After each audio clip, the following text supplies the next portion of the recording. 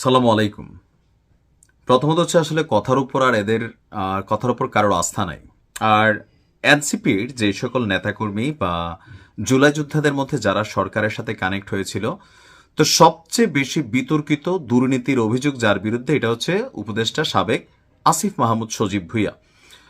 হাজার হাজার কোটি টাকার দুর্নীতির অভিযোগ তার বিরুদ্ধে কিন্তু আছে। তো ক্ষমতায় ডক্টর ইউনূস তিনি নিজে অনেক সুবিধা নিয়েছেন। তো সেইখানে তিনি ক্ষমতায় থাকাকালীন এই আসিফদের বা নাহিদদের দুর্নীতি নিয়ে আসলে তেমন কোনো ইনভেস্টিগেশন হবে না। দুদকে মামলা হলো, এগুলা ফাইল আটকে আছে। পরবর্তী সময় বোঝা যাবে যে এদের তলে তলে কি কাহিনী হয়েছে। চেহারা ছবি দেখেই বোঝা যায় অনেক পয়সা টয়সা কামাইছে, উন্নতি হয়েছে।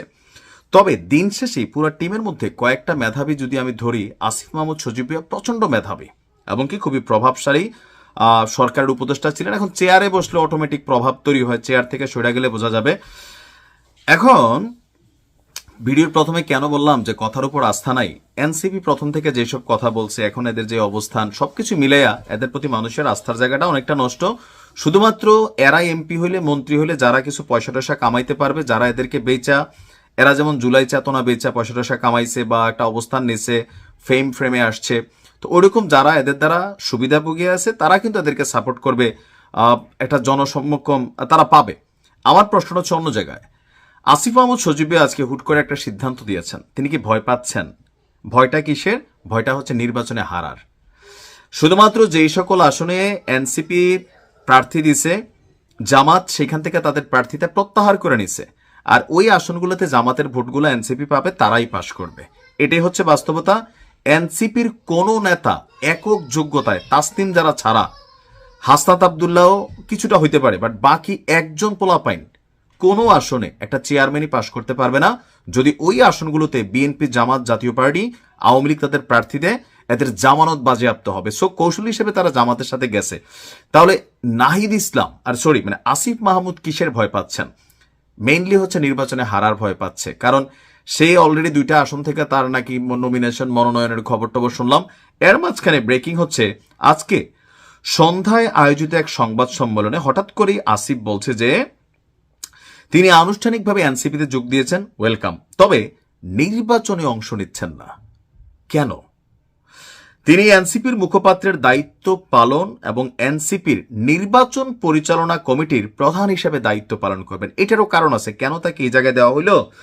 কারণ এই সরকারের অধীনেই তো নির্বাচন, আর এই সরকারের মধ্যে আসিফ মাহমুদ সজীবের একটা বিশাল প্রভাব আছে। এসপি, ডিসি, ইস্টাকের মতন ব্যাটারে পানি খাওয়াইয়া মূর্খা বানাই দিছে। সো তার একটা প্রভাব প্রতিপত্তি আছে, তার একটা হ্যালোর অনেক দাম আছে। যেহেতু ডক্টর ইউনূস দিন শেষে তলে তলে এনসিপিকেই এখন কিন্তু তিনি প্রমোট করছেন, এটা বোঝাই যায়। তো সেই জায়গা থেকে আসিফ মাহমুদ সজীব ভুঁইয়ার যে প্রভাব প্রতিপত্তি প্রশাসন থেকে শুরু করে সব জায়গায়, সো নির্বাচন পরিচালনা কমিটির প্রধান হিসাবে আসিফ মাহমুদ সজীব ভুঁইয়ার চেয়ে উপযুক্ত, যোগ্য কোনো ব্যক্তিত্ব এই মুহূর্তে এনসিপিতে নাই। কারণ মাহফুজ তো আউট অফ মার্কেটে চলে গেছে। আপনারা আজকে এনসিপির আহ্বায়ক নাহিদ ইসলাম তিনি বললেন যে আজ আনুষ্ঠানিকভাবে এনসিপিতে যোগ দিয়েছেন আসিফ মাহমুদ, আমরা তাকে স্বাগত জানাচ্ছি। এনসিপি নির্বাচনী যাত্রায় পুরোপুরি ঢুকে পড়েছে।